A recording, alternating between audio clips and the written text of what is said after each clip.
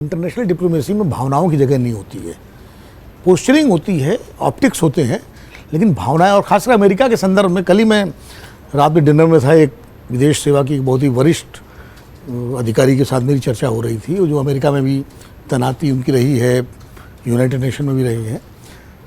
तो उन्होंने बड़ी अच्छी बात कही। उन्होंने कहा कि अमेरिका के साथ डील करते वक्त कोई आपका वो नहीं होता है कि पर्सनल और वो रिलेशनशिप, वो सीधे सीधे हार्डकोर बिजनेस होता है। आप अमेरिका देखता है कि आप उसको क्या दे सकते हैं और उसके बदले में आप चाहते क्या हैं, और क्या अमेरिका चाहता है और आप देना नहीं चाहते, और क्या आप चाहते हो जो अमेरिका नहीं दे सकता। इन चार टर्म्स में बातचीत होती है बहुत ही हार्डकोर तरीके से। ये सब ट्वीट की ट्रंप ने ट्वीट कर दिया और फिर मोदी जी ने उसका सकारात्मक जवाब दिया, ये सब पोस्चरिंग है। हम ये मान सकते हैं थोड़ी बर्फ पिघल रही है, लेकिन अभी बहुत जल्दबाजी है कुछ भी मान लेना एकदम से, क्योंकि एक तरफ ट्रंप का ट्वीट आता है कि we have lost India and Russia to China, और उसके बाद वो गुड लक भी कहते हैं कि ठीक है तू जहाँ रहे खुश सुखी रहे टाइप जो होता है ना, उस अंदाज में। और साथ में उनके जो वो हैं कौन मिनिस्टर हैं जो साथ, वो कहते हैं इंडिया माफ़ी मांगेगा देर सवेर जल्दी ही, जो है उनका भी ट्वीट है साथ में। हाँ, कॉमर्स मिनिस्टर जो है। तो ये अमेरिकन डिप्लोमेसी में ये इसको समझना पड़ेगा तरीके से। इसलिए मैं बहुत ऐसा नहीं हो कि एकदम से मैं मान लूँ कि एकदम सब ठीक हो गया अभी। और ट्रंप वैसे ही इतने अनप्रेडिक्टेबल हैं कि उनके बारे में कुछ भी प्रिडिक्ट करना किसी के लिए, वो वही जानते हैं कि शायद ब्रह्मा जी भी नहीं जानते होंगे अगले कदम वो क्या करेंगे, वो वही जानते हैं। चाइना की जहाँ तक बात है, एससीओ जो है, मैं उस पर थोड़ा सा ज़रूर बोलना चाहूँगा। जैसे मैं बिल्कुल रामपाल जी की बात से सहमत हूँ कि हमारे यहाँ चीन को लेके हमारे भारत में एक 62 के बाद एक बहुत नकारात्मकता रही है, और उसके कारण थे, मतलब ऐसा नहीं है जो 62 में हुआ, लेकिन 62 में जो हुआ उसका भी पृष्ठभूमि है।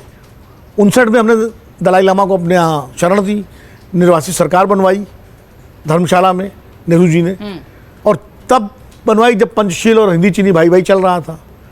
तो चीन का भी नाराज़ होना स्वाभाविक था। भाई हमारे यहाँ कोई विद्रोह करे मान लीजिए और उसको कोई बगल का देश शरण दे दे तो हम क्या करेंगे, नाराज़ नहीं होंगे क्या। तो वही स्थिति वहाँ थी। उन्होंने, अब तिब्बत पे उनका कब्जा सही है गलत है ये अलग बहस है, लेकिन चीन के लिए तिब्बत को जैसे उन्होंने उस पर कब्जा किया और भारत ने शरण दी, अब और आज तक निर्वासित सरकार चल रही है तिब्बत की हमारे यहाँ। तो वो एक बड़ा मुद्दा था भारत चीन के संबंधों में खटास का।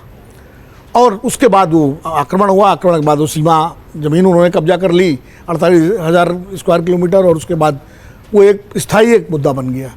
उसके बाद फिर बर्फ़ पिघली, और पिघलने के बाद ट्रेड और ये सारी चीज़ें रिलेशंस हुए राजीव गांधी के टाइम से लेकर के मोदी जी के पहले काल तक बहुत अच्छी रिलेशनशिप रही, गलवान से पहले तक। हर प्रधानमंत्री ने उसको बहुत बेहतर तरीके से किया, लेकिन गलवान हो गया वो सब। इसके बावजूद ये सत्य है कि भारत और चीन एशिया की दो ऐसी महाशक्तियां हैं, दो बड़े देश हैं कि अगर एक साथ सहयोग करेंगे तो पश्चिम का वर्चस्व टूटेगा। और रूस तो है ही साथ में, रूस तो भारत का ऑल वेदर फ्रेंड है। चीन के साथ जरूर रूस के मतभेद थे, उनका भी ऐतिहासिक पृष्ठभूमि है।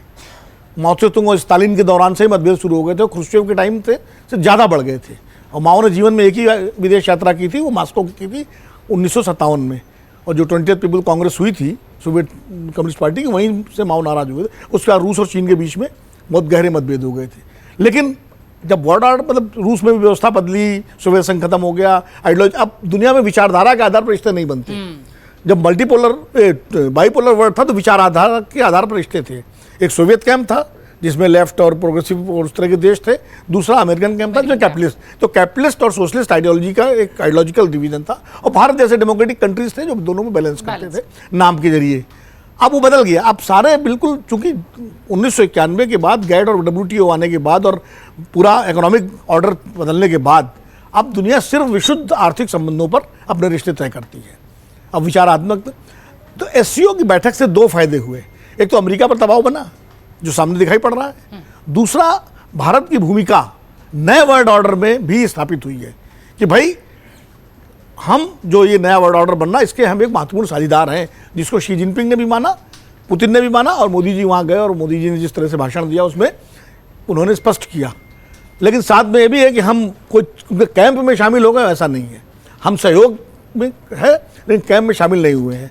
और सबसे बड़ी बात देखिए, जो एक अमेरिकन प्रभाव में कहिए या जिस प्रभाव में कहिए, इजराइल और फिलिस्तीन के मुद्दे पर हम पहले तो फिलिस्तीन का साथ देते थे, लेकिन इधर पिछले वर्षों से इजराइल के खिलाफ हमारा कोई नहीं आता। लेकिन एससीओ का जो स्टेटमेंट आया वो गाजा में इजराइल की कार्रवाई की निंदा कर रहा है, उसमें हम भी शामिल हैं।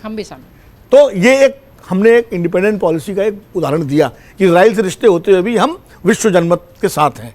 जो तो ये चीज़ें बताती हैं कि भारत अपनी स्वतंत्र विदेश नीति की ओर मजबूती से खड़ा हुआ है, और वो आर्थिक नीति और विदेश नीति की जो स्वतंत्रता है उससे समझौता करने के लिए कतई तैयार नहीं है। और मुझे एक चीज़ और कहनी है कि एससीओ जो है वो चाइना का पॉकेट ऑर्गेनाइजेशन है।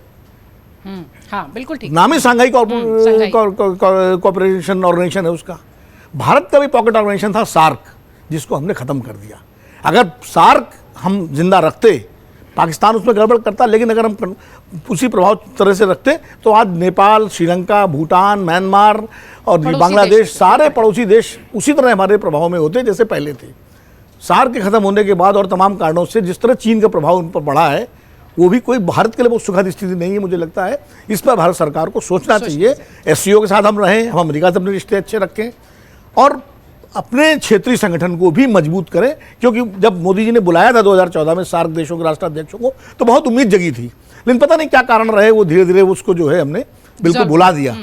तो मुझे लगता है साथ साथ भारत सरकार को इस पर भी ध्यान देना चाहिए कि अपने क्षेत्रीय संगठन को मजबूत करके एक बार जो हमारी हैसियत और प्रभाव हमारा जो था, जो है, उसको और इस्टेब्लिश करने की रिवीजन